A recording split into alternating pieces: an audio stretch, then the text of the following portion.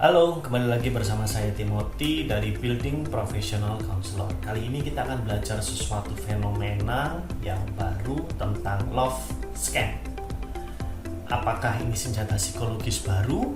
Yuk kita bahas bersama tentang banyak hal yang terjadi di dalam kondisi masyarakat kita sekarang. Love scamming. Oke, apa sih ini? Love scamming adalah modus penipuan berkedok asmara di mana pelaku memanfaatkan kata-kata romantis atau hubungan yang spesial untuk merampas harta korbannya.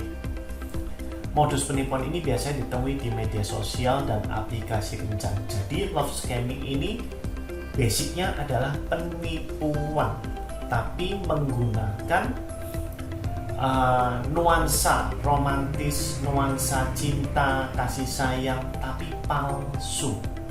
Oke ya, yuk. Nah, saat cinta datang, kepercayaan pun diserahkan. Jadi saat orang sudah cinta, udah sayang, maka mudah sekali untuk diberikan akses kepercayaan. Itulah yang dimanfaatkan pelaku untuk mengelabui korbannya. Bermodalnya cuma kata, terus perlakuan yang manis, pelaku dapat menipu korban. Tujuannya mendapatkan banyak uang dari korban. Jadi harus diperhatikan, perlakuan di sini bukan perlakuan orang yang akan datang kepada Anda muncul, tidak, biasanya tidak muncul. Bahkan Anda mau minta video call saja mungkin sulit atau susah. Paham ya? Nah, fenomena ini sudah terjadi banyak di Indonesia. Buat anak, untuk orang dewasa, nilai keuntungan si penipu, maksud saya itu bisa sampai 50 miliar per bulan. Nah, kalau dikalikan 1 tahun berapa? Ratusan. Angkanya cukup tinggi. Ini bisa terjadi di anak dengan motif yang berbeda, biasanya sexual abuse, atau juga bisa sexual abuse pada orang dewasa atau remaja atau yang lebih dewasa lagi. Remaja akhir tuh usianya di 26 sampai 28 tahun ya. Nah, yuk lanjut. Nah, biasanya yang dilakukan pelaku love scamming ini berkenalan lewat media sosial. Hanya mau berkomunikasi melalui pesan di media atau sosial aplikasi lainnya lah. Punya alasan untuk nggak video call, telepon hingga bertemu di dunia nyata. Jadi jangan harap bakal ditemui. Cepat mengatakan cinta, mengajak ke jenjang yang lebih serius, dan selalu punya alasan untuk membutuhkan uang. Nah, ini biasanya. Singkatnya, nanti abis ini kita akan bahas lebih detail lagi. Berhati-hati, hindari love scamming itu dengan cara hati-hati mengunggah foto ya, terus video kata-kata di medsos, misalnya Anda sendiri kesepian atau lagi sakit hati, ditinggal pacar, itu hati-hati. Terus kemudian kenali identitas, foto, unggahan orang yang mengajak kenalan di medsos. Tidak mungkin semuanya itu Anda perlu mengenali, walaupun itu sulit, tapi Anda perlu melihat sesuatu yang ini wajar apa tidak. Terus kemudian tidak mudah terpancing kata-kata cinta dari orang tersebut, tidak mudah terpedaya mengirimkan uang, apalagi uang. Saya punya beberapa teman yang sudah terpancing sampai menghabiskan puluhan juta di sini. Saya cerita sedikit, love scamming ini sebenarnya sudah terjadi dari lebih kurang tahun 2000-an, 2000 awal, 2005. Istilahnya belum love scamming, tapi praktek seperti ini sudah terjadi lebih kurang 20 tahun. Kemudian prosesnya namanya bisa berubah-ubah. Ada yang mengatakan love scamming, ada yang namanya penipuan. Prinsipnya kurang lebih sama seperti Anda ditipu beli handphone. Kalau ditipu dibeli handphone, yang dipancing adalah rasa serakah Anda. Atau Anda mendapatkan hadiah, tapi Anda harus kirim dulu uang administrasinya, uang pajaknya supaya hadiahnya keluar.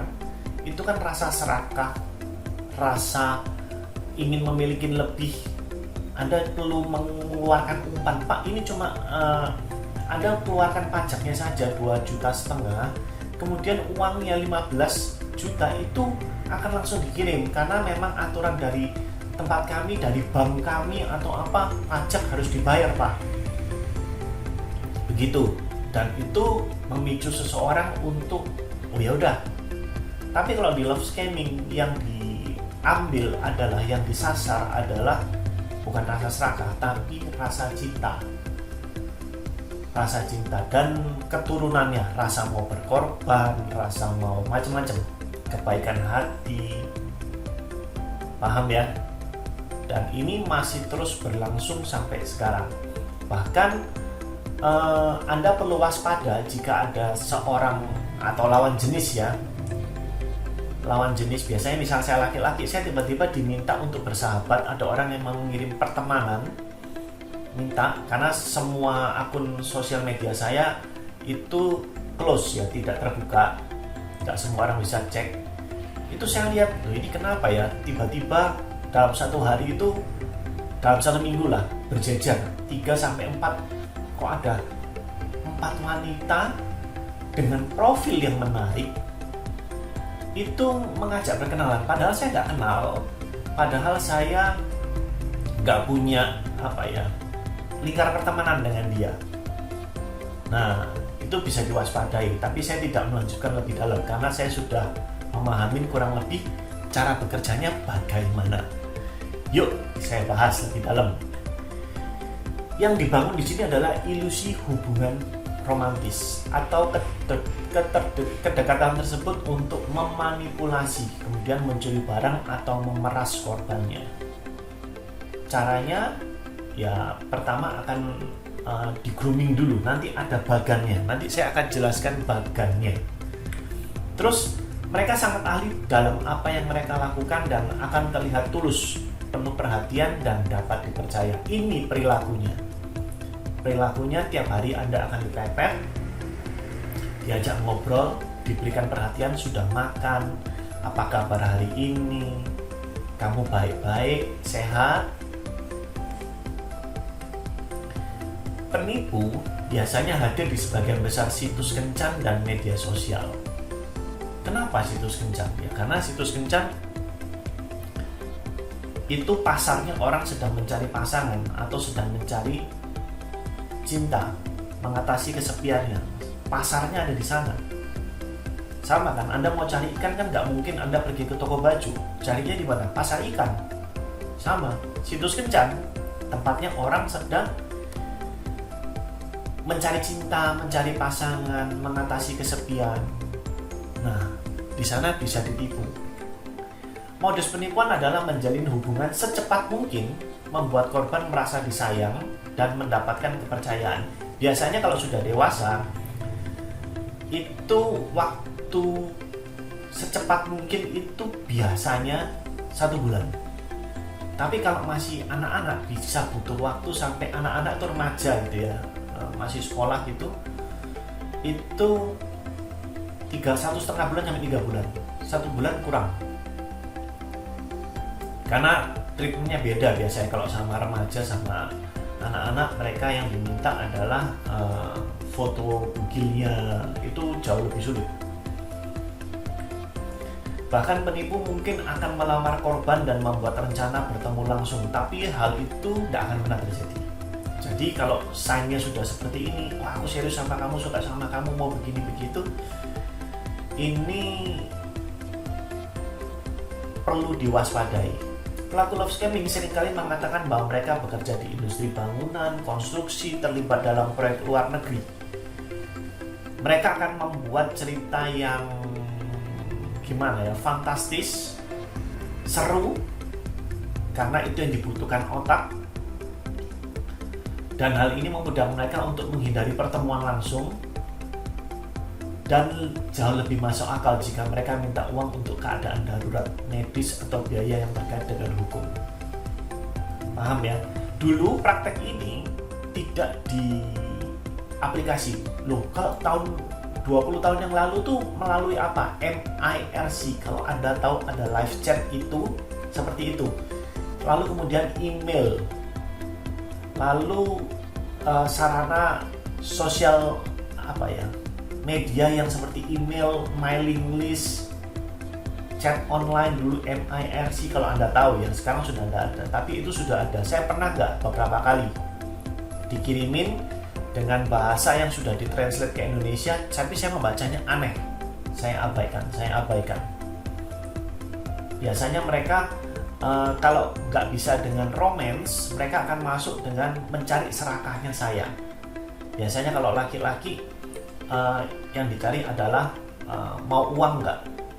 Ini aku butuh rekeningmu untuk mengirimkan ini sama kamu. Titip dulu, nanti kalau kamu udah bisa simpan uang saya, nanti setelah itu saya endapkan uang saya di kamu dulu, nanti kamu saya kasih 10-20% dari nominal ini. Seperti itu.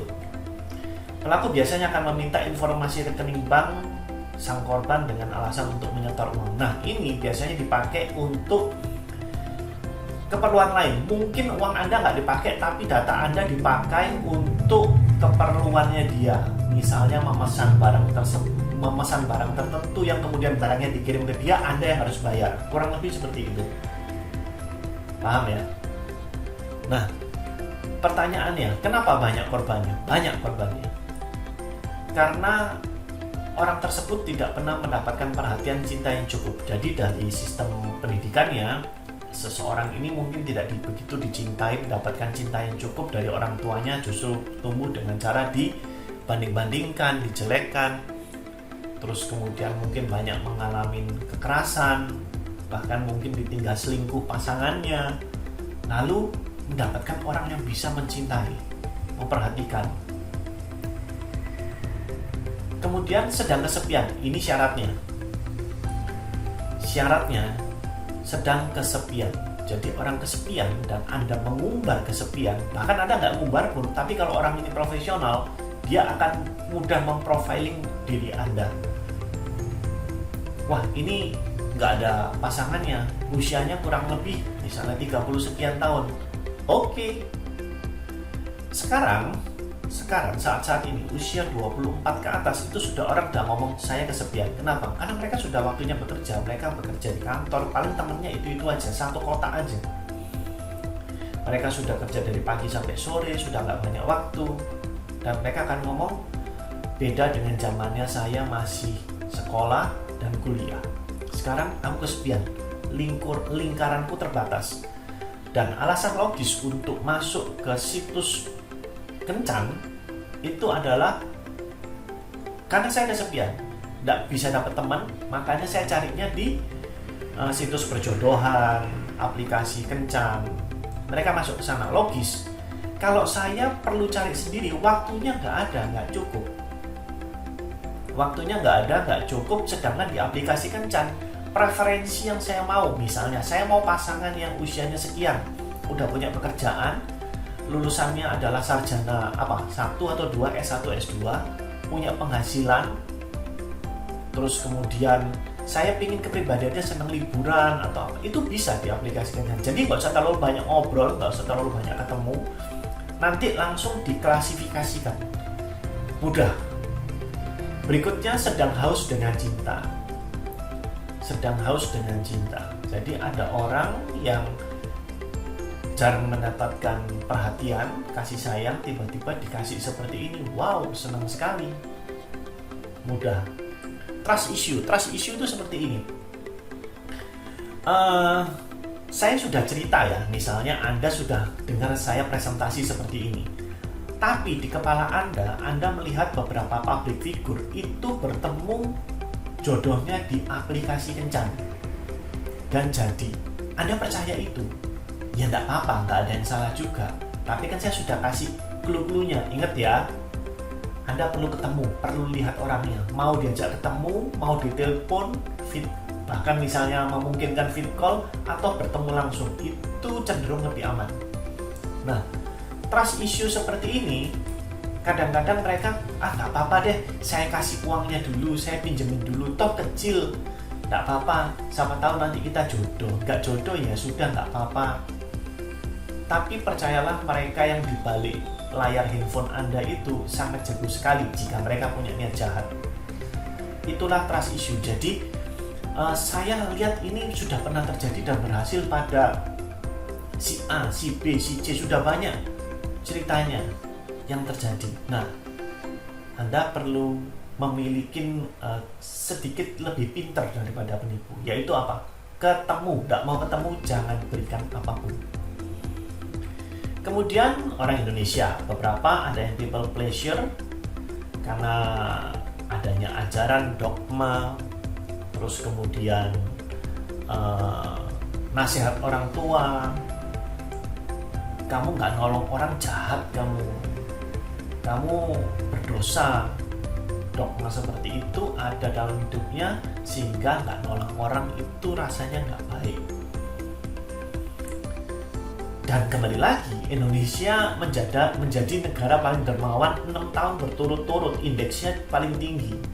Jadi Indonesia terkenal negara yang mungkin bukan negara kaya tapi mau bantu orang. Nah, inilah ladang yang paling enak buat penipu, love scamming. Jadi Anda perlu waspadai janji macam-macam, lihat dulu janjinya sudah ditepati apa belum. Janjinya sudah ditepati apa belum. Tanya aja kapan kita bisa bertemu. Biasanya dia akan memberikan hal yang wow. Awalnya bisa kecil permintaannya. Permintaan kecil itu seperti apa? Pulsa, paket internet, hal-hal yang mungkin nilainya kisaran 50 sampai 100 ribu. Kisaran 50 sampai 100 ribu. Ini yang paling bahaya. Anda akan dibuat merasa bersalah jika tidak menolong dia. Anda akan dibuat, jadi dia akan buat cerita lagi ada di satu kondisi tertentu dan butuh uang, jadi dibuatkan kondisi cerita situasinya krisis dan dia mau minta tolong sama Anda. Cuma Anda satu-satunya bisa menolong.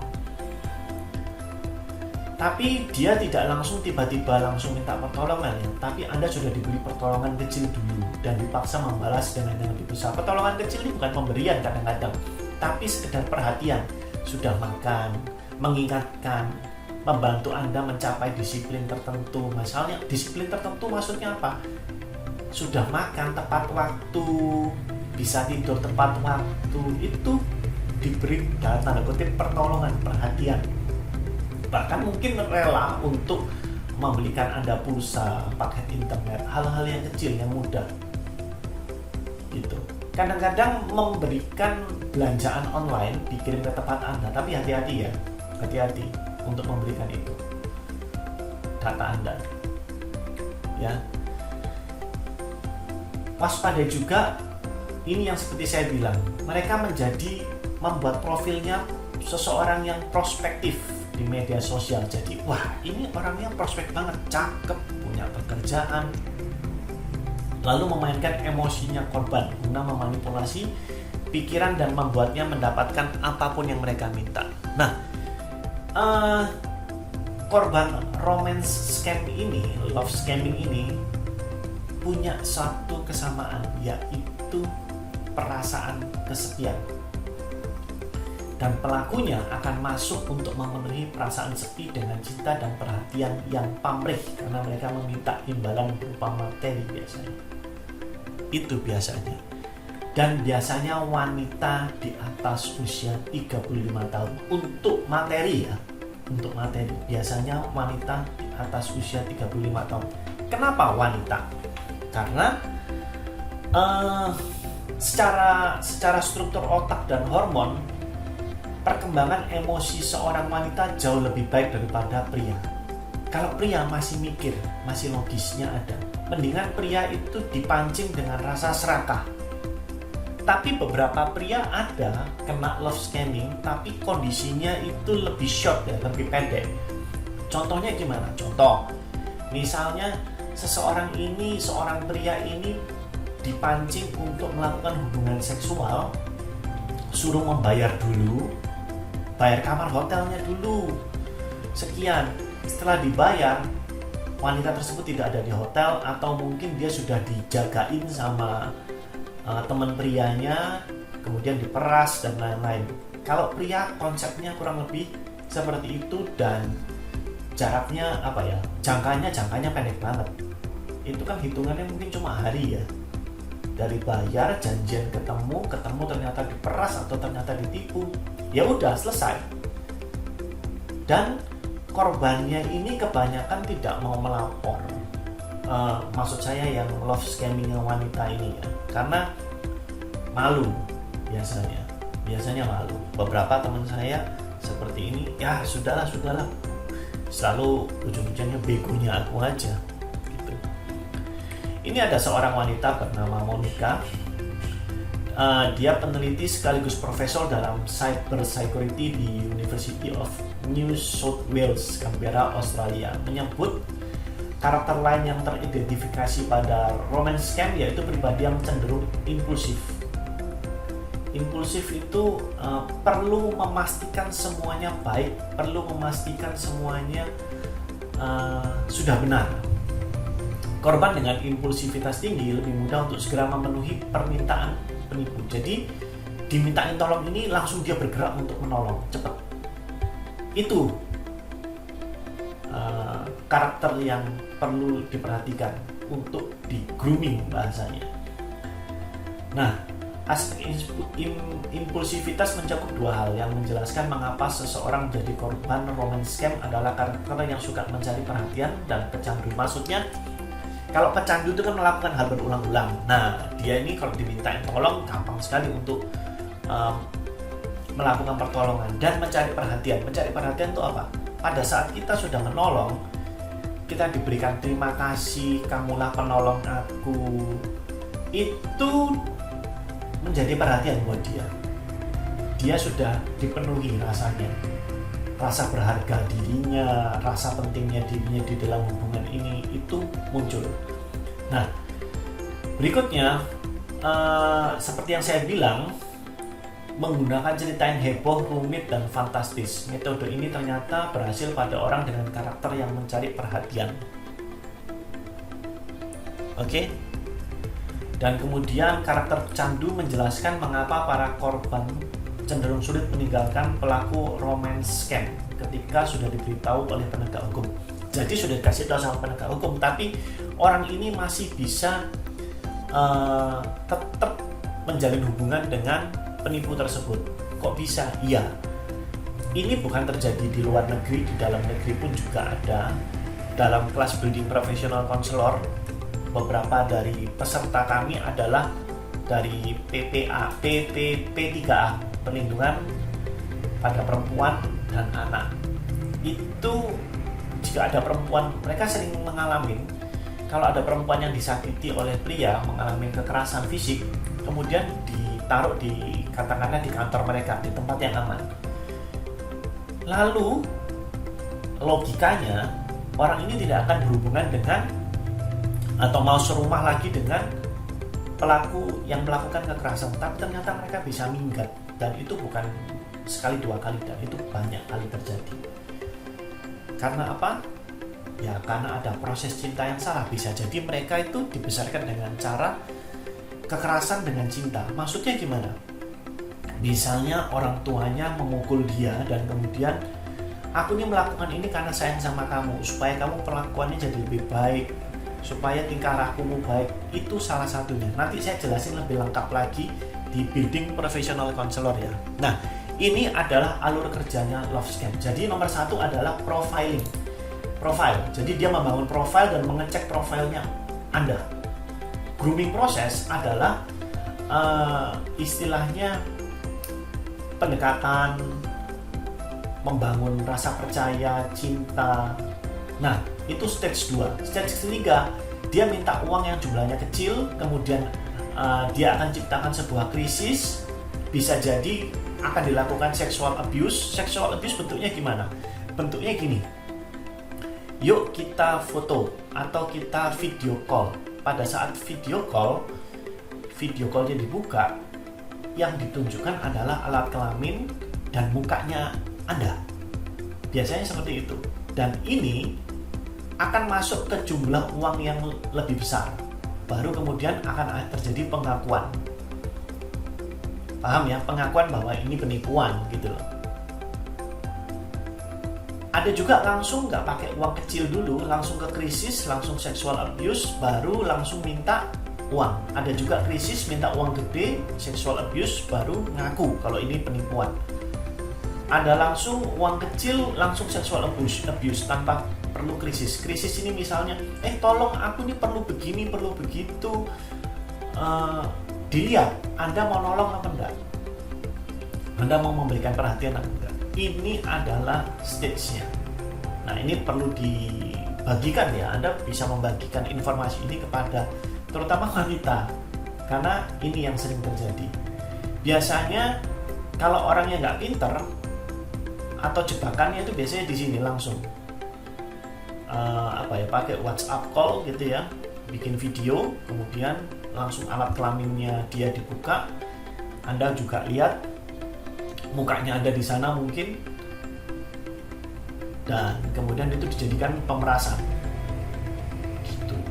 Oke, semoga video ini membantu. Kalau Anda ingin update seputar masalah psikologis dan solusinya, saya dalam waktu dekat akan membuka kelas namanya Building Professional Counselor. Kita akan belajar selama 3 minggu. Saya berikan ilmu yang update dan contoh kasus yang lebih update lagi tentang masalah-masalah psikologi dan konseling juga. Kita akan belajar tentang luka batin, trauma, dan banyak hal lagi. Jika Anda tertarik, Anda bisa klik link yang sudah disediakan atau menghubungi admin untuk informasi kegiatan yang kami adakan. Terima kasih, sampai bertemu di video lainnya.